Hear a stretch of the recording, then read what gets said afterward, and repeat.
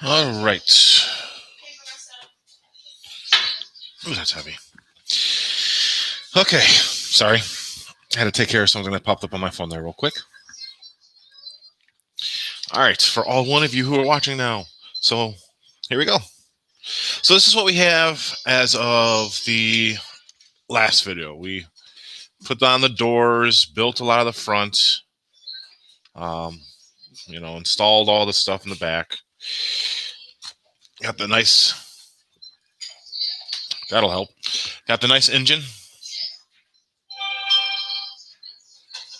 The battery cables, like I showed last time, go to the back, all that kind of stuff. So I believe the hood is actually the next thing to be built here. If I can stop breaking this thing apart. What did I do? Oh, I see. There we go. All right, so let's go here. And, lost. All right, so we are on bag number 8. Let's go. Let me go ahead and get bag 8 thrown out. And then we'll adjust the camera so you can see the build happening.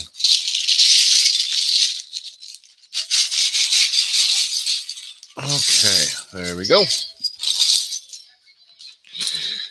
All right, so let's go ahead and lift the camera up here.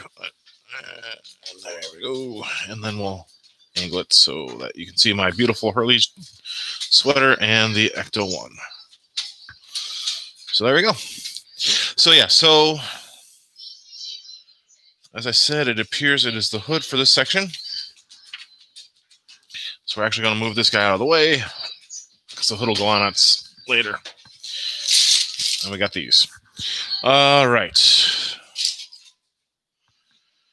And then like this. So then we need a long gray.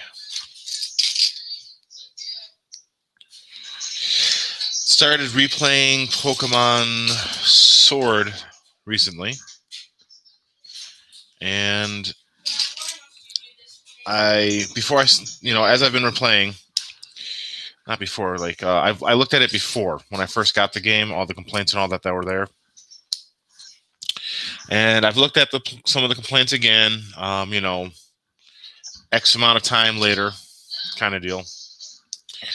And compared it to how I felt while I played the game originally, and to kind of compare my original assessment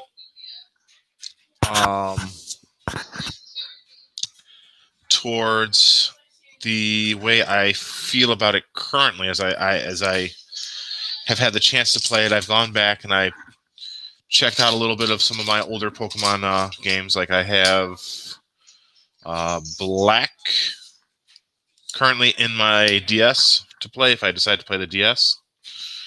And though I understand the criticisms, and a lot of them are valid, this thing is heavy, are valid in the fact that, yeah, some of it feels a little rushed. Some of it feels like they could have done a little bit more. It feels a little bit like the DS games, just ported over, all that kind of stuff. I can understand those criticisms, but at the same time,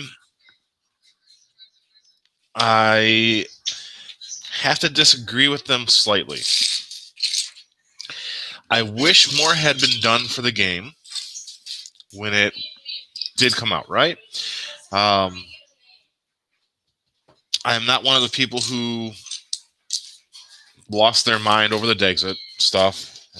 The fact that, I can't play as all my favorite Pokemon. How dare they? Right? I didn't fall in that camp. I decided to try and kind of feel out the way the game would play out without having all those extra characters in there. And in some ways, I actually enjoyed the fact that it didn't have all 800 some odd Pokemon available, right? And that was because it was easier to experiment with the newer Pokemon that were in there without falling into the, well, here's this Pokemon that I love and I enjoy playing as it, so I'm going to play as it again trap, right? It kind of forces you to expand the what's it called? The types of Pokemon you're going to choose, right? Because normally it's okay, well, I know that this Pokemon and this Pokemon play this way, so I'm going to use them. And now it was really I don't know how any of these Pokemon are going to work. I understand their typing, all that kind of stuff, and I think this one looks cool, this one looks cute, all that. But I don't understand them, so let me go ahead and play with them for a little while and kind of see how they compare to the favorites I have. And a lot of times I was actually pleasantly surprised. I'm sure some of it is just because, Game Freak. What the heck? Okay. Game Freak, has to fulfill certain conditions and all that kind of stuff, right? Of course they do.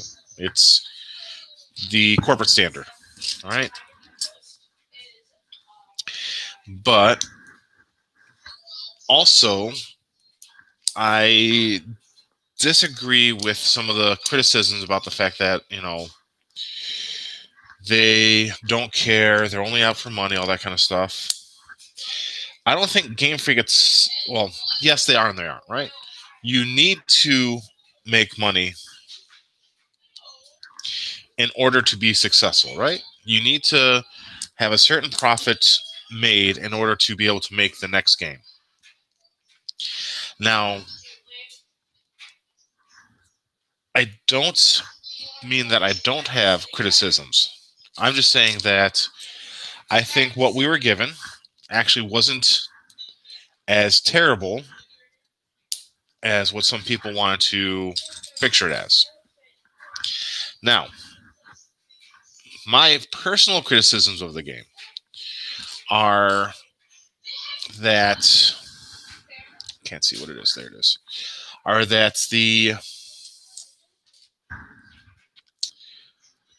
this goes here, gosh, lost track of my mind there, aren't about graphics and all that kind of stuff, right? I enjoy when a game looks really good. I'm not going to deny that. Of course, you should enjoy a good-looking game, but that's not what makes the game enjoyable. It's not the graphics that make the game everything it is. Rather, it is the story that makes the game it is. And I wish they had done a little more with the story in the game. I do find that I personally miss some of the events that would occur in the other games to get legendaries, right? And they have some of that in this one with the DLC packs.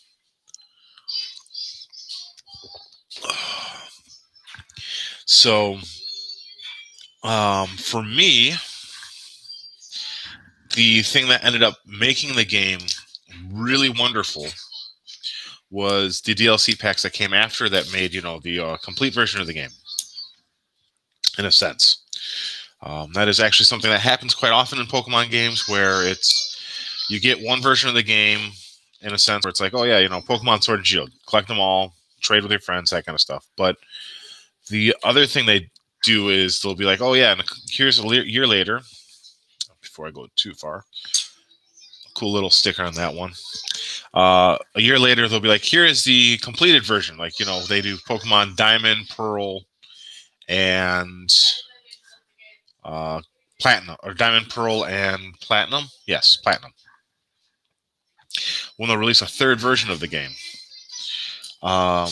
I was not against that. I usually collect most of the versions of every game that they have released, just because I'm a sucker that way.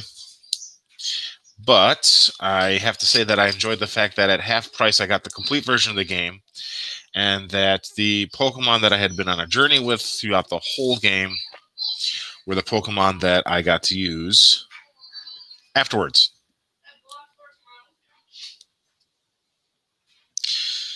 So that for me was highly enjoyable. It was enjoyable to be able to continue on my journey without having to trade over and all that kind of stuff or repeat the game. It was, yeah, so that's the dashboard.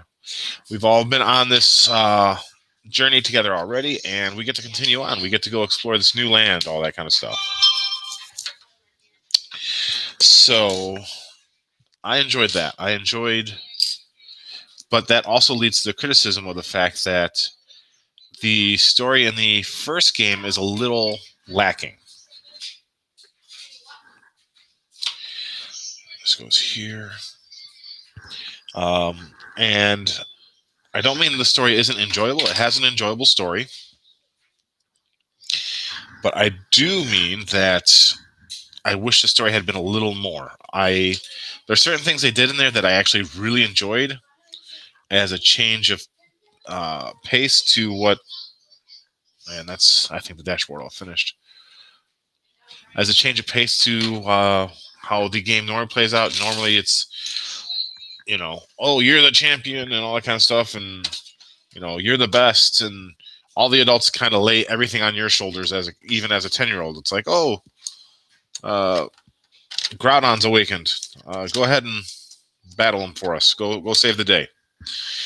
I have to say I actually quite enjoyed the fact that in Sword and Shield, you're not expected to be the hero. You're expected to go on your journey, to compete with the gyms, all that kind of stuff. But it's never a matter of, oh, it's only you who can save us. There's more than one time where normally you'd be like, oh, I'm the protagonist. I have to go and battle that creature over there now. The whatever is going out of control, and it's up to me to stop it. No, you go to participate with that, and you're basically told, nope, sorry, go be a kid. Go do your gym battle. I am the champion at this time, and it is up to me to, be the adult in the situation and take care of this thing. And so there's events that occur where you don't participate in them. And I enjoyed that. I enjoyed the fact that it is recognized that you are still a kid. You're still going on this learning journey, and there are people who are at that time, more experienced and more able to handle these adult RPG type situations. It's not just, I'm the hero, so I must. No, it's you. Yeah, you're the hero, right? You are the hero in the game. But you're also still a kid. You're not the end all be all. You're on a training journey. So it was nice to see them treat your character like a kid a little bit. It was nice to not be told, oh, this is Team Rocket's headquarters. Go ahead and jump in there and destroy all the Team Rocket for us. Thanks. It was,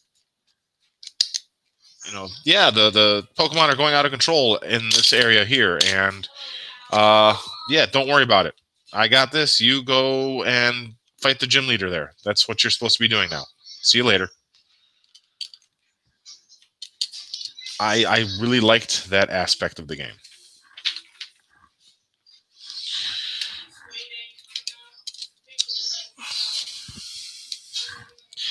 But it also kind of fell flat in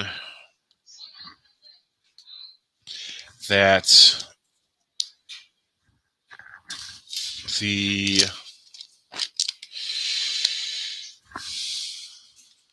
some of the character interactions I wish had been a little more.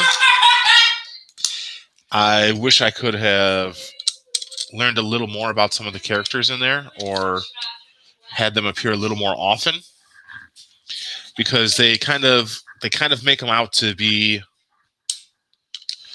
more a part of this world, right? In Pokemon Sword and Shield, I find that they really do amp up the idea. Oh, I messed up. Sorry, I was talking and not paying attention to what I should have been paying attention to. They really amp up the idea that the gym trainers and all that kind of stuff are more than just gym leaders, right? They have roles and purposes that they fulfill in this world outside of being the challenge that you're to overcome to move on to your next task.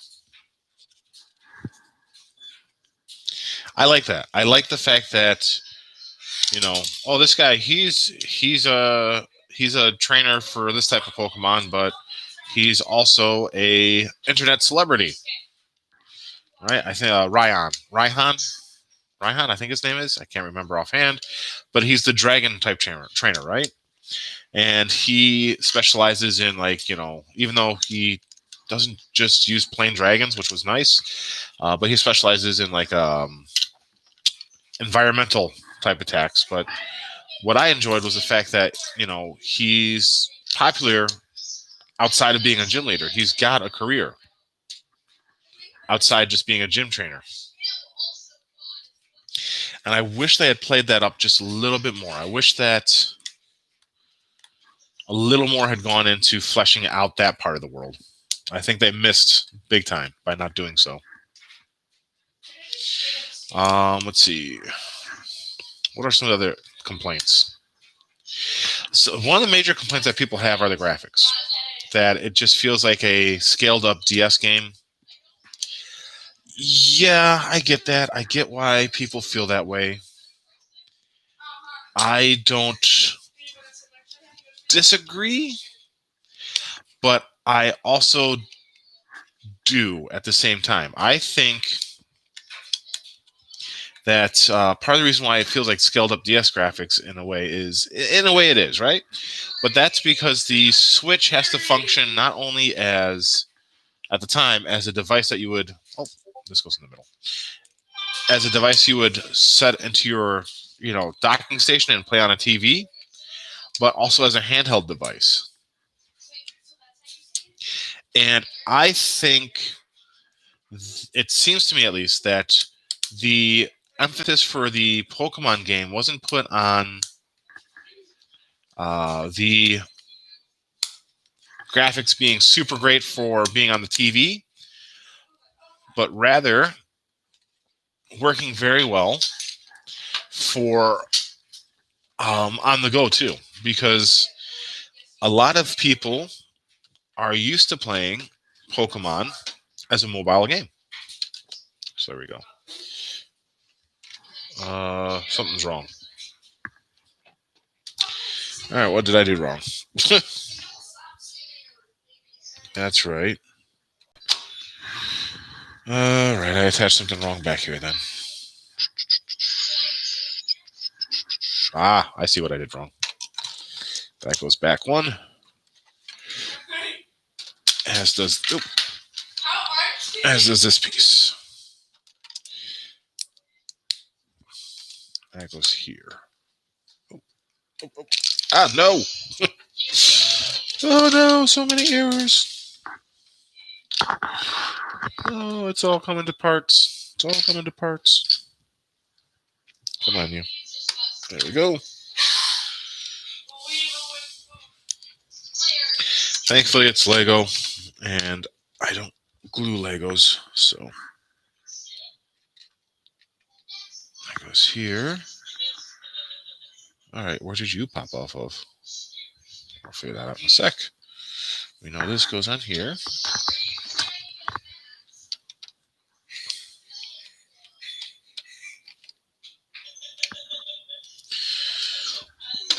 So, there we go. All right, there, fixed. There we go. Now it looks proper. Now it lines up. Best part about Lego is you can screw up and fix it all at the same time. Put this tail light back on since I popped it off. There we go. All right. Make sure I'm not missing any parts that I can obviously make out. I think I know where that goes actually, but all right. Now let's see here. Let's finish off bag 9. Oh, finished off bag 9. Okay. Did we? No. Open up this. And this goes in here. Like this. Come on, you.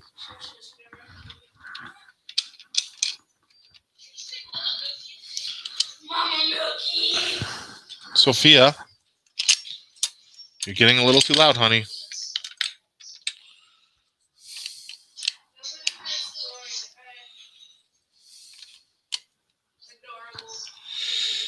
Okay.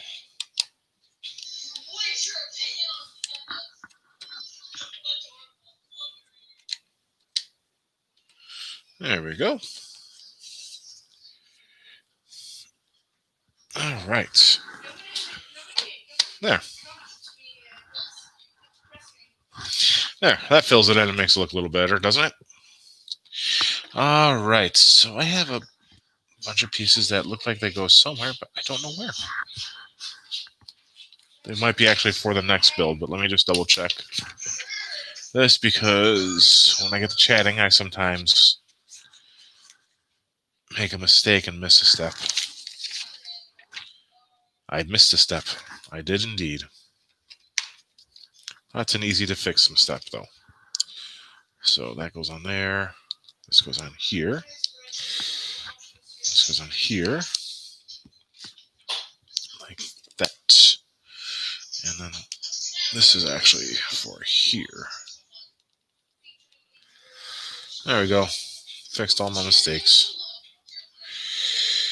All right. But yeah, so let's see. That's on there. Okay. That's fixed. So yeah, as I was saying, it appears to me that the emphasis for the graphics was placed on the fact that it would be played on the go a lot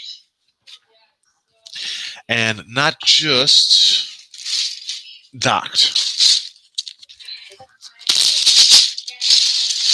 So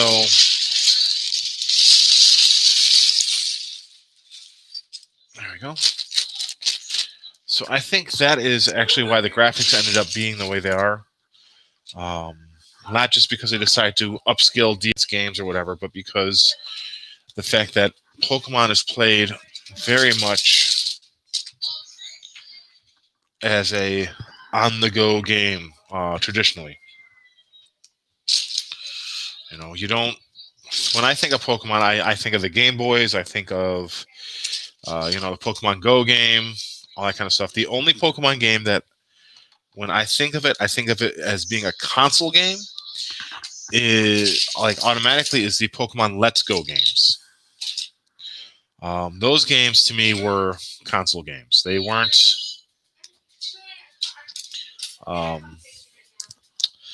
Those games were not, to me, meant to be played, on the go, just due to how you end up having to catch Pokemon, all that kind of stuff. It was designed as a console game. Well, I guess Pokemon Snap would then be another one. Thinking about it, but yeah, and I think that's what occurred is the fact that the consideration was put upon the fact that Pokemon Sword and Shield would probably be played a lot of times on the go and not just on a TV. And so the graphics were designed to be as enjoyable as possible on the go, which is, it's going to be more of your DS style graphics, all that kind of stuff, as opposed to a here, so it doesn't fall off,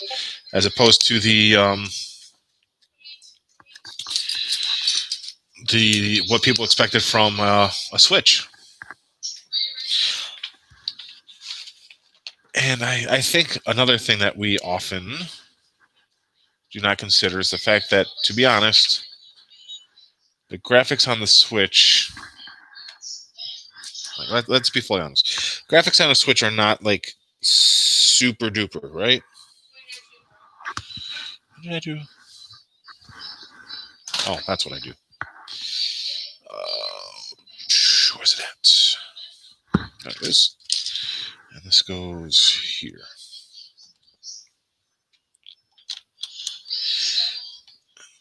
There, and then reattach the window.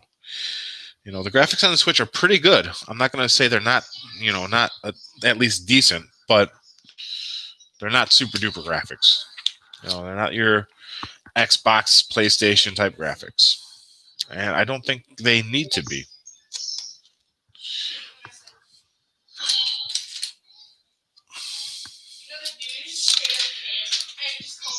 Oh, really? What did I knock off this time? Oh, I know exactly what I knocked off. All right, let's move you out of the way then, car. I'll pick up that piece in a sec. Oh, just clumsy, clumsy, clumsy. All right, so let's see. What else did I feel like talking about today? Let's see here. Well, I can talk about how Christmas and New Year's went in the house. They went pretty well. Had a nice, quiet Christmas with the kids. Everyone seemed to have gotten stuff that they wanted to get, and no one seemed disappointed, so that's always good. We had a good meal.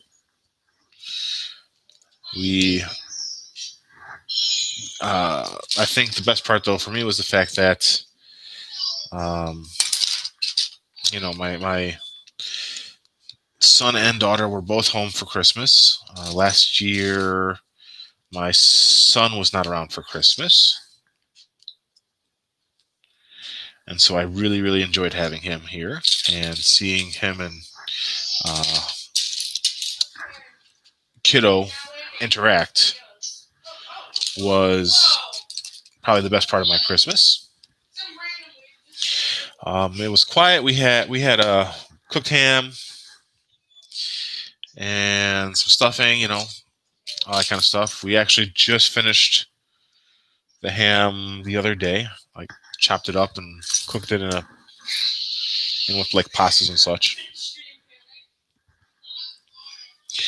Let's see what else.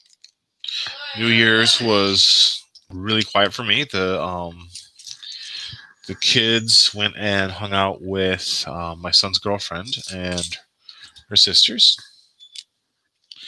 So I had a quiet, New Year at home with the dog, which was fine.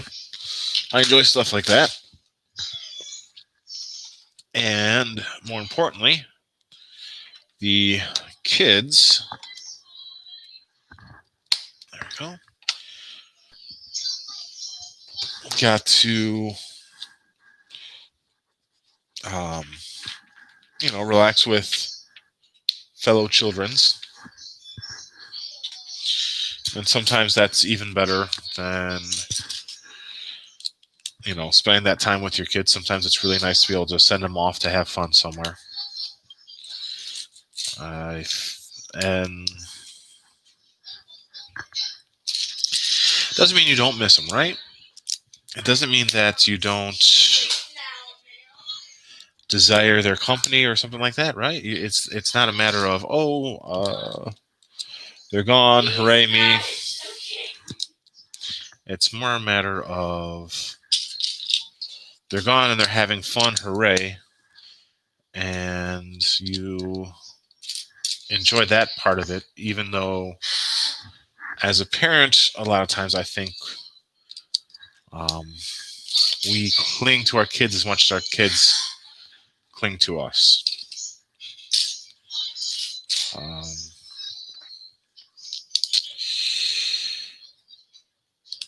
I think that is also one of the joys of being a parent, though, is for me, it is, seeing my kids grow up. I enjoy that a lot. I enjoy seeing my kids learn new things, all that. And yeah, you worry. Yeah, all that, yeah, you want, uh, you don't want your kids to just, go off and disappear on you or whatever, but you want them to have fun. You want them to hang with their friends, to hang with the boyfriend, the girlfriend, all that kind of stuff, as long as you kind of approve of their significant other, their lover, whatever you want to call them at the time. And that is the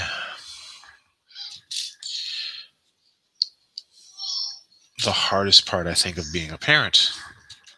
It's not teaching your kids to do right and wrong, right? As long as you yourself strive to give examples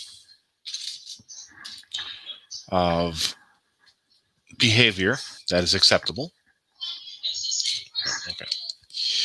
And to discipline. Hey, Bethy. Hey, guys. How are you doing?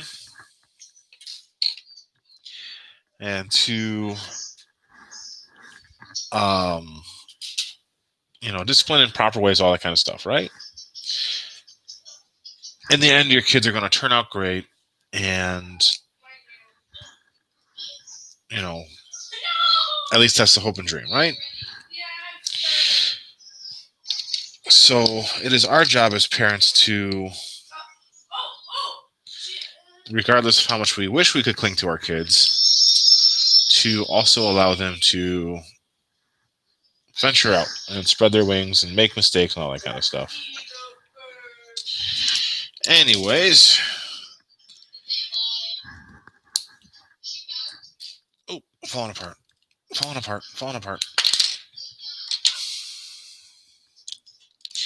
I have to show you, Danny and Artie, what I've gotten done on the Ecto-1 since last time they stopped in, after I get this piece all set up. We've actually gotten quite a bit further, and did I really misplace a piece already? Come on, you.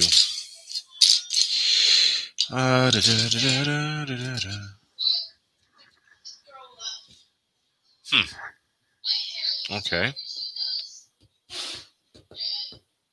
Oh, there it is. I knew it had to be here somewhere.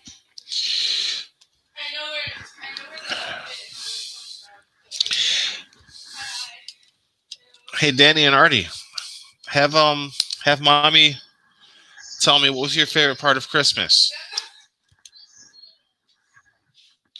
What did you guys really enjoy about Christmas this year?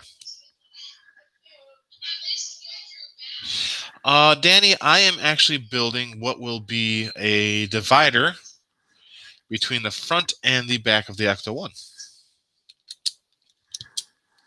And no. There's got to be a longer one here somewhere, hopefully. Really?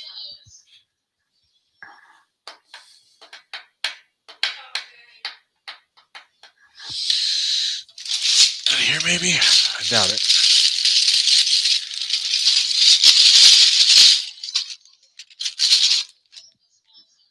I didn't think so. All right, well, I got a piece I'll have to dig up later in my boxes. I just got to remember. All right.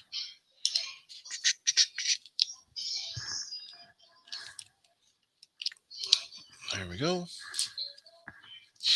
But yeah, this is going to go between the front and the back of the car, and it's going to act as the back of the front seats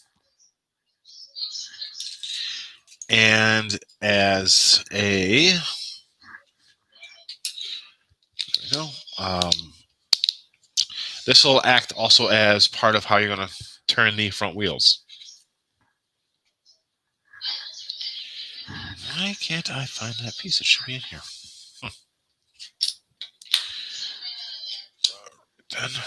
Okay, wait a sec. I know why I can't find it. Because this is that piece. And this is for here. Like so. Oh, come on, you get on there. All right, let's pull the car over. So let's see here. This goes on here. Get on there. Get on there. There we go. Yeah, I screwed up. I put this long piece here, thinking it was supposed to be the long piece, but it wasn't. All right, I need this out of the way for a sec. And then this will go up here. And I'll show you guys what's going on with the car. There we go. And there. All right. So since last time that you guys are here, we built the front of the car here, and we built the engine. And there's actually like a battery in here. There's some belts. There's like a fan belts and all that kind of stuff, a radiator. We built the steering wheel and the dashboard. We just finished the front seats like you saw. Got some windows on. I got to find the piece that dropped off just a second ago, but we got the tail fins. There is this thing here. There we go. This thing to drop out the thing is all finished. There are like computer panels in here on each side. And there's some back seats. Yeah, I actually had the same reaction to the engine compartment when I first built it. It was definitely a whoa moment for me too, because it is actually quite detailed for a Lego set. A lot of cool stuff in there. They've got the like a water cooler, like the where you put like water and stuff in there. They've got the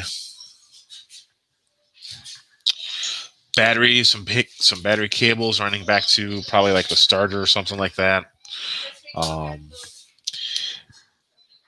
There is the radiator is built into there. There's the three belt system. It's not an S belt, right? I know what an S belt is, but they've got the 3 belt system in there. So I was actually quite surprised at how detailed this set is when I first built it. And as I've said, it just kind of shows how much whoever designed this set really loves Ghostbusters. So, all right, come back here, car. I'm gonna put in another front window. So on the doors, when I built them, they had the little yellow post thing here, and this is actually going to attach to that, like so. So that when you close it, is there really supposed to be that much space there? Probably. Let me just make sure. Yeah, okay. So when you close it, the window can close too. So front doors both open. Only one back door is going to open, and that's to allow the swing out seat. Let's see here. The steering wheel can turn the front wheels, as you can kind of see by the thing that's turning there. But I think I explained when I first built it, what's going to end up happening is there will be a rod that'll go through this part here now, and you'll be able to turn it by a light on top. Oh, yeah, of course it's going to have wheels. They don't go on for a little while yet, though. That way the car doesn't slide around when you're trying to build it. They're big wheels, too.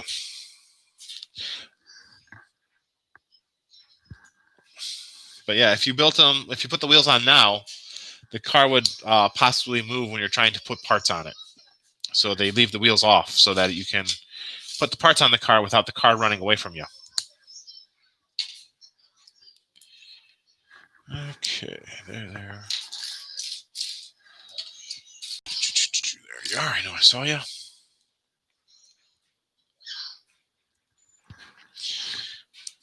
Okay.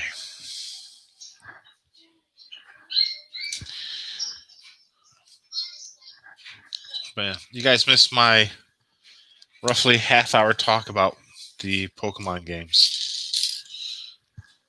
I was just rambling on about Pokemon. And nothing important.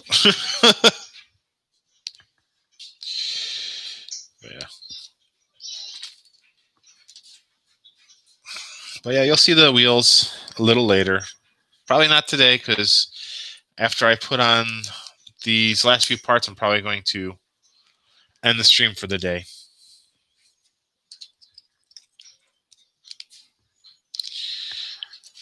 Okay, almost done with this window.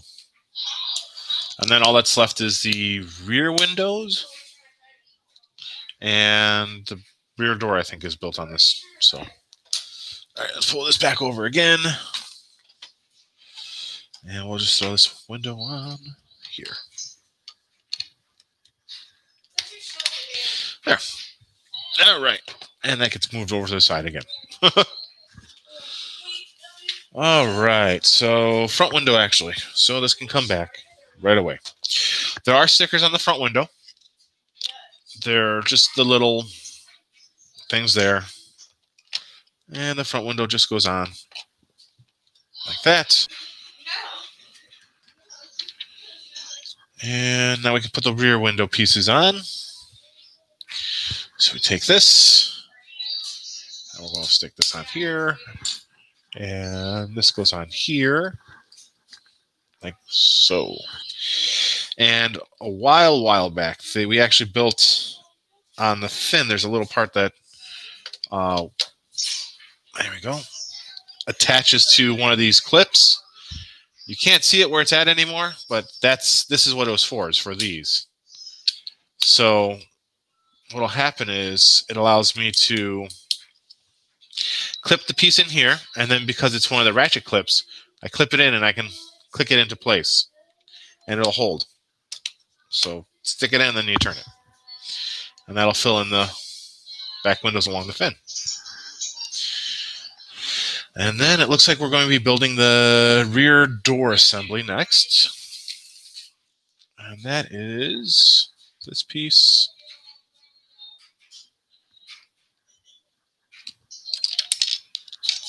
Come back. Come on. All right, fine. There. All right, so this will go on here. Like that. So the reason why they have this piece pointing with the studs facing out is to kind of allow the rear window that's curved here to lock in place. It's not a perfect lock, but it works for what they wanted it to work for.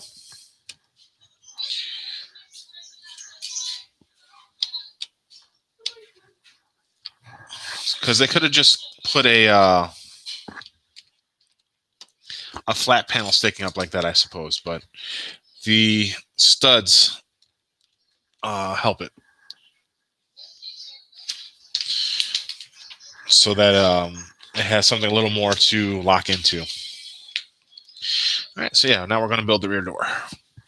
All right.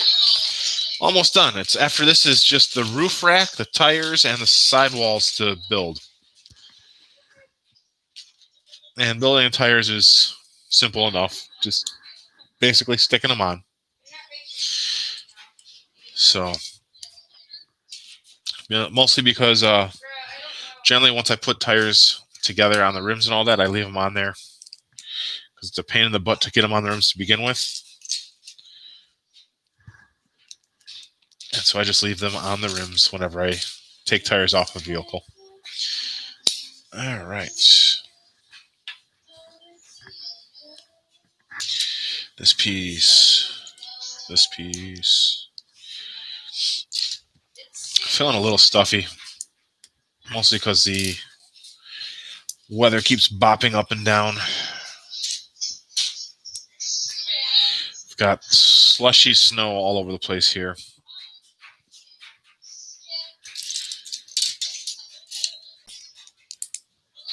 I'm sure you guys probably have about the same, Beth. Okay. And then we're just going to basically do the same thing to the opposite side.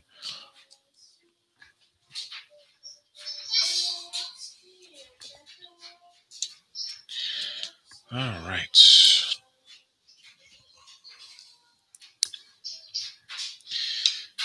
There we go. So Monday, I'm going to be starting my, because I finished off the Power Ranger stuff I was doing Friday.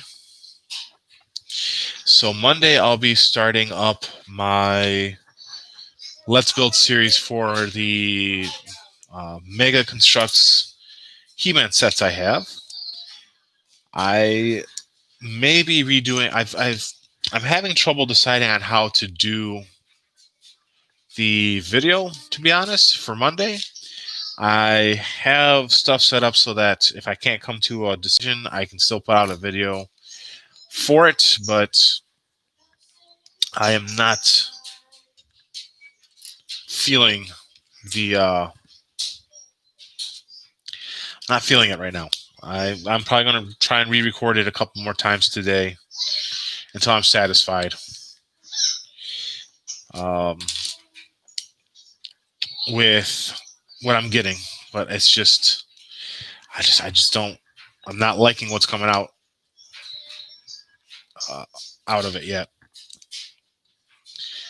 So look forward to Monday. Monday is going to either be Battle Bones, which I think I'm going to put Battle Bones off. And like I said, I think I'm going to record something else. It'll still be Let's Build, but where's it at? But I think instead of doing Battle Bones, I might do one of the bad guy vehicles, because Battle Bones is not a vehicle per se. So I'm thinking I might end up doing the bad guy vehicle I have, the Rotor or something like that. It's basically a single person black thing that you stick a guy in. It has a red blade that spins on it. So I'm probably going to be doing that as my next video. Okay. It's never good when you have pieces left over, but these were probably the pieces I was missing from the other bag, to be honest. All right. So now we're going to stick this on. And if you look, the ball joints here are at different points. And that's so that when we stick it on here and we close it, it closes at an angle. Like so. And that's our back door. All done. And it opens and closes very easily.